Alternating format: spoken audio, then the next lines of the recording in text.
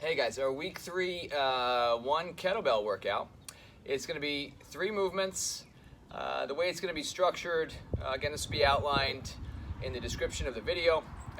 But basically, you're going to do 4 to 5 sets of these 3 movements to failure.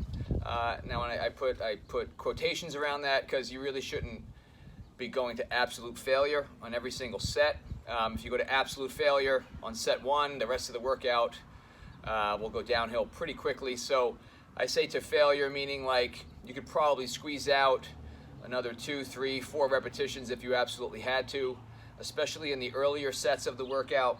But you work hard to the point where perhaps maybe your technique starts to break down. You feel things starting to get a little bit dicey with respect to your ability to control the weight.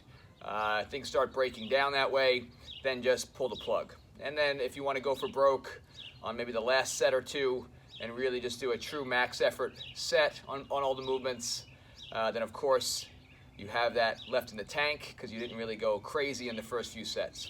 And I assure you that the movements are challenging enough that even if you only work moderately hard and don't really ever go close to failure and are still getting like 10 to 15 reps for 2 of the movements and the windmill, which will demonstrate somewhere in the high single digits, it'll still be plenty hard and plenty of work, especially if you're doing 4 to 5 sets.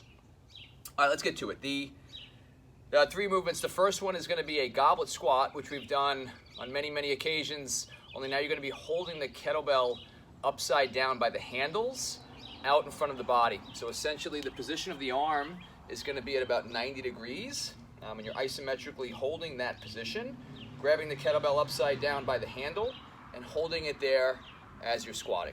So I'll demonstrate a couple reps here.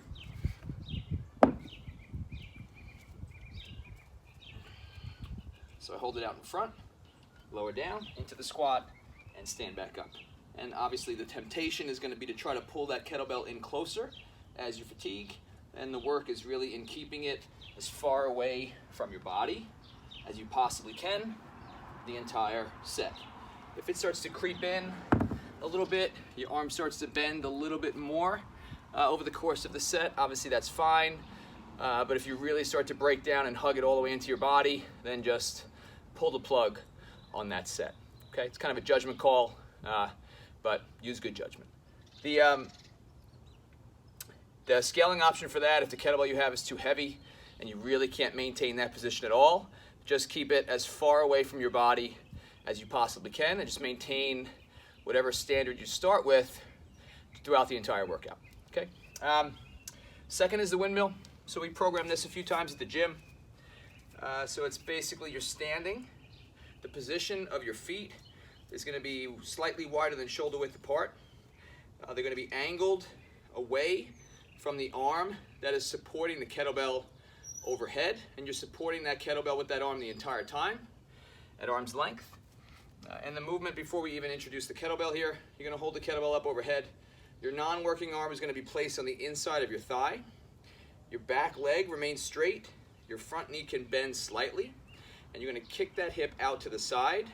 Rotate your trunk away from that arm and slide the hand down the thigh, all the way down, ideally until you touch the floor with the hand, and really get as low as you possibly can, and then stand all the way back up. Okay, so there's this kind of little corkscrew action at the hip and the trunk as you lower down and as you rotate back to standing. And of course, now you're doing it while holding the kettlebell up overhead the whole time. So clean it up into the rack, press it up overhead. I would recommend looking at the kettlebell the entire time so you know where it is in space. Set that hand on the inner thigh, pop the hip out, rotate, lower down on the control, and then stand all the way back up. Okay, and obviously going to failure on that exercise is not highly recommended because failure will end poorly. So again, a couple good hard repetitions, call it more than a couple, but 5, 6, 7. Once you start getting into that territory, depending upon the weight of your kettlebell, it starts to wear you down just in terms of stabilizing the kettlebell up overhead. So just use good judgment. I'd say as a good rule of thumb, if you can be somewhere between 5 and 10 every set, that's probably a good number. You'll do that on both sides, back to back. Then the third movement is going to be a bent over row.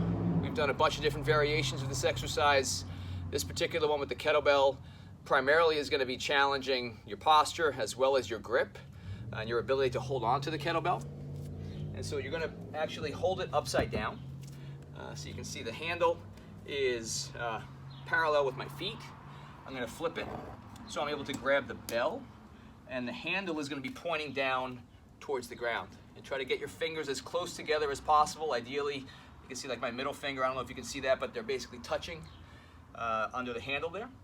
And I'm going to start with the handle touching the floor, maintain a nice flat back position, and then pull the kettlebell into my belly while I maintain my posture, lower down on the control, tap the handle on the floor, and pull the kettlebell into my belly. Okay, keep the elbows in nice and tight, keep the shoulders down and back. And you're trying to avoid really kind of kipping through that or using any kind of momentum. Just do it nice and deliberate. It'll get plenty hard, and don't focus on just squeezing out as many reps as you possibly can and letting your technique break down. Once your technique breaks down, or the kettlebell starts slipping out of your hands, which will probably be the first thing to go, then just pull the plug on the set and move on. So again, guys, 4 to 5 sets would be the goal, going to relative failure each set. You can see on the squat, ideally you're in like that 10 to 15 repetition range, hopefully. The windmill, more like 5 to 10, and the row, probably similar, that 10 to 15 range is probably appropriate, depending upon the weight of your kettlebell. Reach out with questions, guys. Have fun.